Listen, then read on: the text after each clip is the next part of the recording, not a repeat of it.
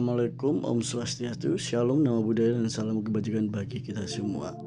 Perkenalkan, nama saya Adi Krisna Aditya Dharma dari Hukum Cyber yang diampuh oleh dosen Pak Fran SH MH. Di sini saya akan mereview dari pertemuan pertama sampai dengan pertemuan terakhir terkait dengan hukum cyber itu seperti apa. Baik, di dalam pengertian cyber law itu di Indonesia sendiri tampaknya belum ada istilah yang disepakati atau paling tidak hanya sekedar terjemahan atas teknologi cyber law.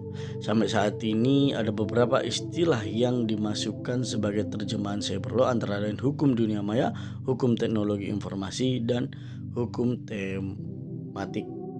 Nah, pengertian itu sendiri adalah dari cyber law adalah keseluruhan asas-asas, norma atau kaidah lembaga-lembaga, institusi, dan proses yang mengatur kegiatan virtual yang dilaksanakan dengan menggunakan teknologi informasi dan komunikasi. Cyber law yaitu hukum yang mengatur aktivitas di dunia maya, kejahatan dunia maya melalui jaringan internet.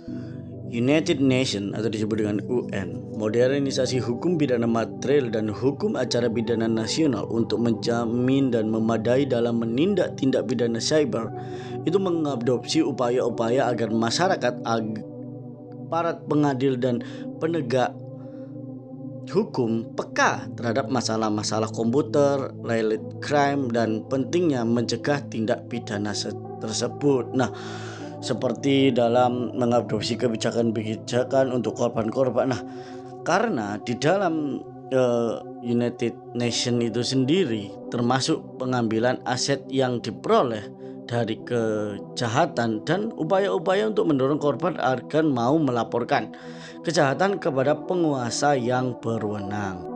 Sejarah keberadaan cyber law. Sejarah cyber law di dunia pada tahun 1980-an, khususnya negara-negara di Eropa dan Amerika Serikat Utara mulai melakukan kriminalisasi terhadap perbuatan baru seiring dengan penggunaan teknologi komputer dalam melakukan tindak pidana konvensional.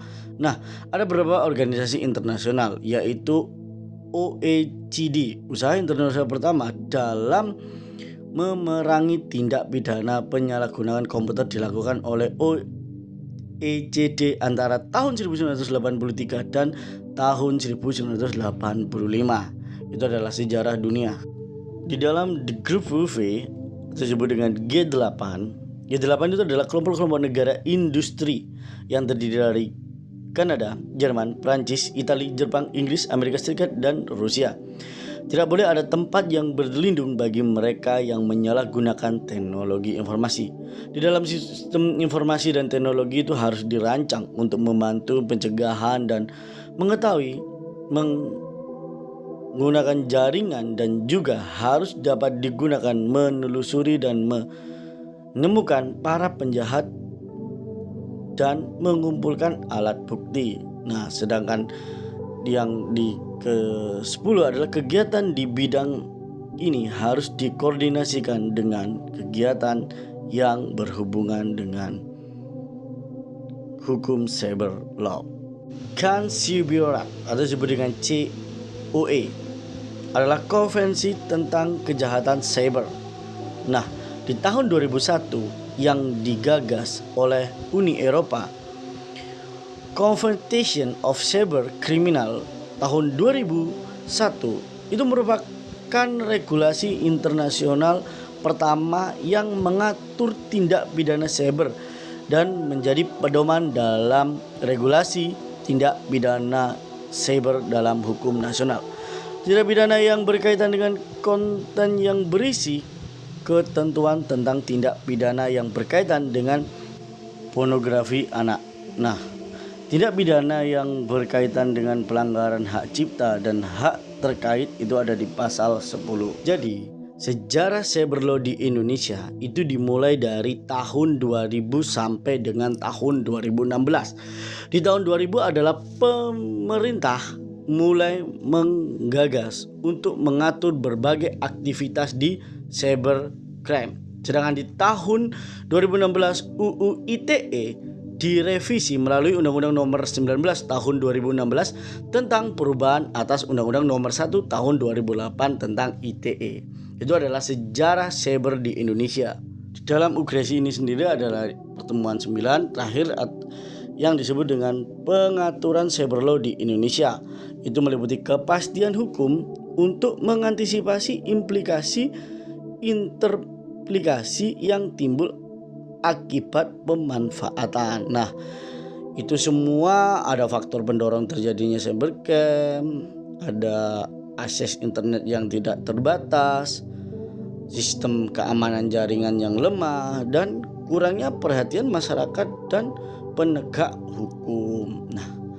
Nah, yang selanjutnya adalah karakteristik khusus dari kejahatan cyber yang meliputi ada ruang lingkup kejahatan, sifat kejahatan, pelaku kejahatan, modus kejahatan, dan ada yang disebut dengan kerugian yang ditimbulkan dari kejahatan itu dapat bersifat material maupun non-material. Cybercrime berpotensi menimbulkan kerugian pada banyak bidang seperti politik, ekonomi, sosial, budaya yang lebih besar dampaknya dibandingkan dengan kejahatan berintegritas tinggi lainnya. Nah, dengan pemaparan tentang terkait dengan hukum cyber, semoga teman-teman semuanya jangan melakukan tindak kejahatan cyber. Karena kejahatan cyber itu sendiri adalah hal yang membahayakan bagi dunia internet dan bisa kena Undang-Undang ITE karena dalam sejarah Indonesia tadi udah diatur regulasinya. Lalu muncul pertanyaan, bagaimana cara melawan cybercrime? Nah, pertama itu lindungi gadget, komputer atau perangkat lainnya yang digunakan. Jangan gunakan software bajakan, pasang perangkat lunak keamanan yang up to date, lalu selalu memiliki sikap hati-hati waspada. Lebih baik mencegah daripada terjadi hal-hal buruk yang tidak diinginkan. Selalu periksa data bank dan data kartu kredit secara teratur. Nah, di sini adalah salah satu contoh cara untuk melawan. Yang terakhir, saya langsung saja lapor jika terjadi hal-hal yang tidak diinginkan, laporkan kepada pihak yang berwenang karena keamanan itu berasal dari diri kita sendiri.